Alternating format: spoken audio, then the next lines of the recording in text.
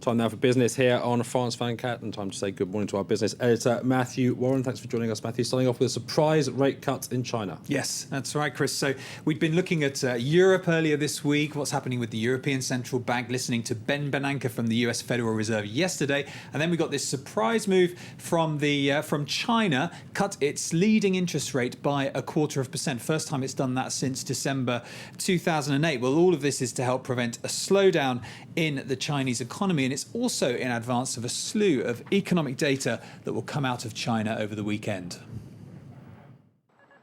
Unexpected action in the face of a weakening economy. The People's Bank of China cut interest rates by 0.25% to 6.31% from 6.56%. A slashed rate that makes it easier for companies and individuals to borrow money and start spending again. The move comes in response to China's slowing growth. Growth of the country's industrial output hit its lowest level in April since the beginning of the financial crisis. The rate cut is also a sign that economic malaise in the Eurozone and the U.S. is taking its toll on China, forcing the country's leaders to act. In contrast, after years of cutting interest rates, central banks in the U.S. and the EU are pulling back. The U.S. Federal Reserve chairman didn't hint at much stimulus on Thursday as many had hoped. Instead, he merely said the bank was prepared to take action. The situation in Europe poses significant risks to the U.S. financial system and economy and must be monitored closely. As always, the Federal Reserve remains prepared to take action as needed to protect the U.S. financial system and economy in the event that financial stresses escalate. Bernanke has reportedly called on Congress to do more to repair the economy. That's the same message coming from the European Central Bank. Earlier this week, the bank refused to cut rates lower than the current 1%, putting the onus firmly on Eurozone governments to solve the bloc's debt crisis. Okay, Matthew, take us through the market reaction, if you would, to this news from China. Yes, well, initially there was a good response to that news from China, but then that was tempered by some of those comments we heard in the report there of Ben Bernanke. He wasn't really saying there was definitely going to be more stimulus. Now, we've had a good run of sessions over the last few days, but that's petered out. If we take a look at the US markets and how those all wrapped up yesterday, we can see that the Dow Jones managed to finish up, but the Nasdaq was about 0.5% down. Over in Asia, we can take a look at how things have been trading in the final Friday session there. And also a bit of a mixed picture with the Nikkei now down just over 2%. Shanghai Composite is pretty flat. And the market's also reacting to some job figures that just come out. Yes, so we got a few sets of job figures yesterday. We had, first of all, weekly jobless claims from the US. This is the number of new people seeking unemployment benefit. Those came in line with expectations, about 377,000. So that was just kind of steady, really. But over in Greece, worse news. They released their figures for March unemployment.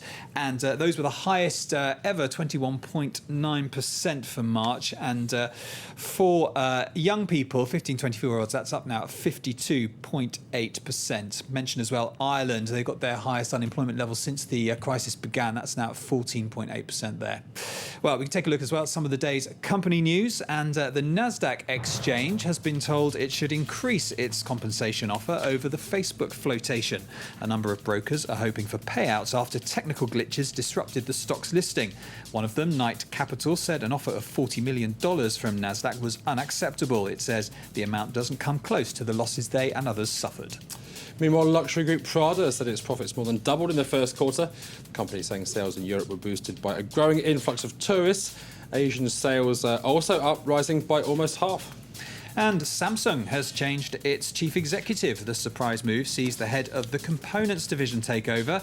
Samsung's looking to seek new growth avenues. The company overtook Nokia in April as the world's biggest mobile phone maker. Okay, Matthew, back here in Europe, it's been in the headlines a lot. It's still the main cause for concern, Spain. Yes, absolutely right. And yesterday, Chris, we had Fitch, ratings agency Fitch, downgrading Spain by 3 notches. Not only that, they also said that they think the hole that needs to be filled to save the banks in Spain is actually about 100 billion euros. Well, to get the latest from Spain, we are joined by our correspondent in Madrid, Sarah Morris. We can go live to her now. Thanks for joining us this morning, Sarah. Nice to see you. Now, first of all, what do you make of the timing of this downgrade? Well, in a sense, it's business as usual for the credit agencies because there's been a slew of negative news here in Spain, including the fact that the country is in its second recession in 4 years. And all these figures coming out from banks, the nationalisation of Bankia, which will need 4.5 billion euros of state money by the time the whole thing is finished. All of that, the ratings agency have to react to, and we've seen other credit downgrades recently. This, of course, is worrying for the Spanish government, though, because it puts Spain's sovereign debt rating just a couple of notches above junk rating, which, of course, would mean that a lot of investors would have to automatically dump Spanish debt. They wouldn't be allowed to buy a lot of the terms of their investments that have to be safe. And, of course, that was really a slap in the face yesterday because the government had started the morning by placing more than 2 billion euros of debt, despite a lot of fears that the markets were closing to Spain because of fears about exactly how much money it's unsafe for the dubious property debt at some of the weaker banks, how much that is worth. And Sarah, meanwhile, the sum of money being talked about to plug the hole in the banking system just seems to keep going up. Some people are saying 100 billion euros now. Does that make the chances of a bailout more likely?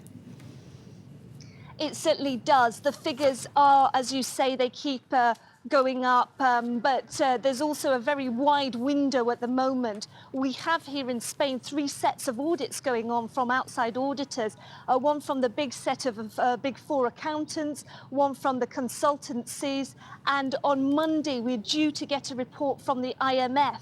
And we have seen the agency Reuters saying that the IMF is likely to come out with a figure of 40 billion euros. Whatever the figure is, the Spanish government is unlikely to have that on its own.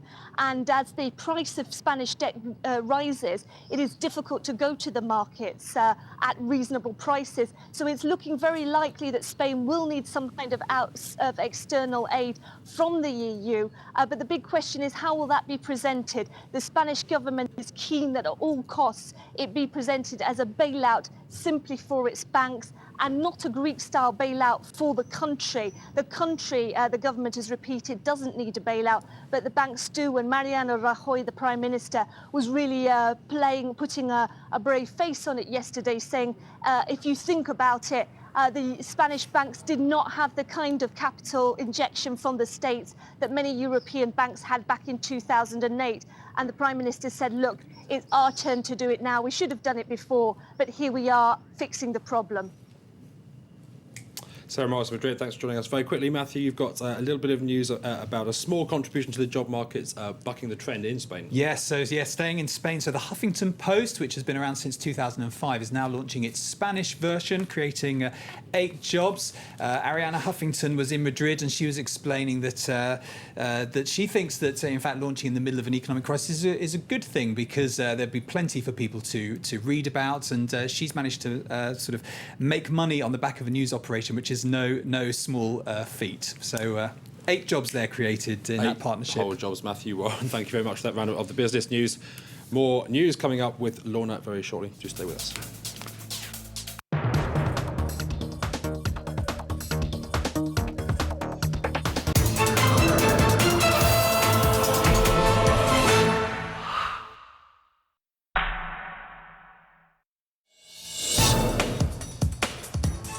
In Beyond Business, we're looking at stolen secrets and lost fortunes. What's the right course of action to crack down on industrial espionage? France is mulling a law that sets out tougher punishments for those who reveal trade secrets. Don't miss Beyond Business, Saturday 10:15 a.m. Paris time on France 24.